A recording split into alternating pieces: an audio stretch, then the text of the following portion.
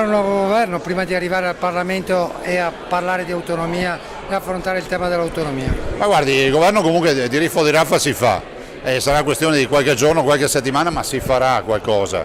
Dopodiché io dico che per me è fondamentale che la squadra veneta che è in Parlamento, che è lì e che non se ne andrà a casa, difenda fino in fondo l'autonomia. Difendere l'autonomia vuol dire avere rispetto per i veneti che l'hanno richiesta. Su tutte le 23 materie? Su tutte le 23 materie, secondo il progetto della Regione del Veneto, che è esattamente l'impegno che ci siamo presi con i cittadini. Questa è la vera occasione che ha il Veneto per fare la lobby trasversale sui temi che riguardano questo territorio, forse è un'occasione che non si può mancare. Ma guardi, io penso che i parlamentari vadano in Parlamento a rappresentare prima il popolo veneto e poi i loro partiti. Quindi sono dei temi sul territorio che non hanno ideologia politica, cioè quello dell'autonomia, quello di portare le Olimpiadi, quello di risolvere il problema delle mamme e dei FAS, il tema del Teatro Stabile del Veneto e molto altro ancora. Qui la politica se ne deve star fuori e ci vuole l'operatività veneta.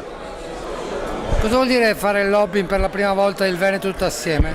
Beh, questo è il vero significato, non è mai accaduto che un Presidente di Regione riunisca tutti i parlamentari per dire ragazzi, qui dobbiamo fare squadra, le vicende politiche le lasciamo fuori su alcuni temi e i temi fondamentali che non hanno colorazione politica devono essere portati avanti trasversalmente. E se si arriva invece ad elezioni anticipate, al voto?